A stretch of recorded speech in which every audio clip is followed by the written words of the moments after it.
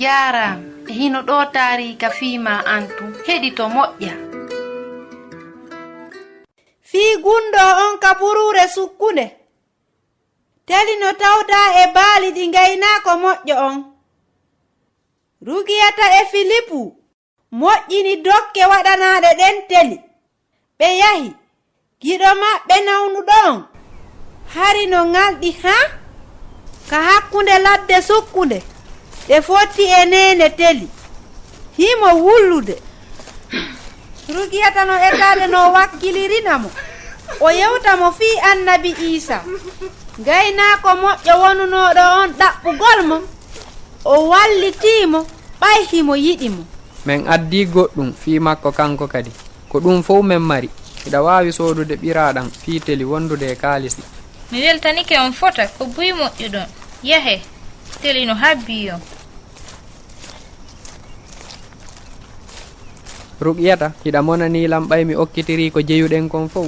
Hina non gaynaako moƴƴo on okkitiri kadi gurdam makko ɗam fof. Fewndo ko maayi ka leggal altinirangal awa en haana wonude wudduɓe. Teli hari no welti tun fii dokke makko ɗen. Kono hari ɓernde makko nden no ɓurti mayde. Ɓuri aranum. Nyawndo o on wi'i wonde o wawata hande kadi wallitagolla. Ko ɓuranimmi ko maynde nden. Filipu e Rugiyata no miijaade wonde si Allah heɗi ketorndeji maɓɓe ɗin. Ko honɗum haɗi o waɗa kaawake. Ɓe hewti ka suudu nden nyande hiɓe ronki kof. O wiyeteeɗo yaye Margareta hari lanni fittugol suudu makko ndu. Ko honnu wiwɗon si tawi teli e yumma mum ari ɓe hoɗika men.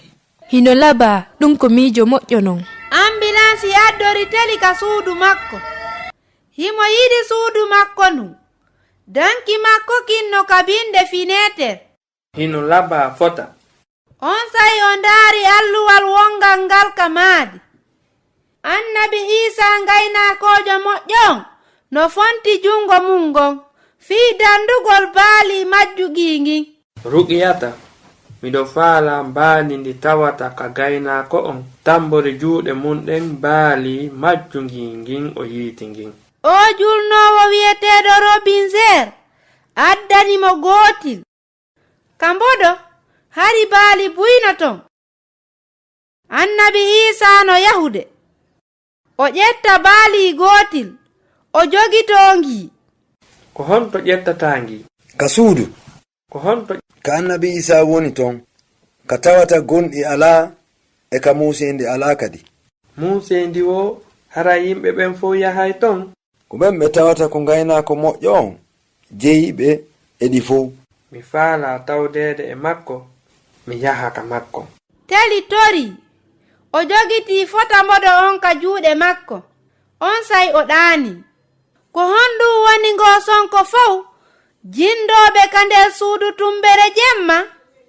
Mi yewtoyay on fii ɗum ka taarika hikkotoɗon. Ko Husainatu wonno e yewtude mi weltanike ma fii ko heɗitiɗa ko hiɗen e saayi.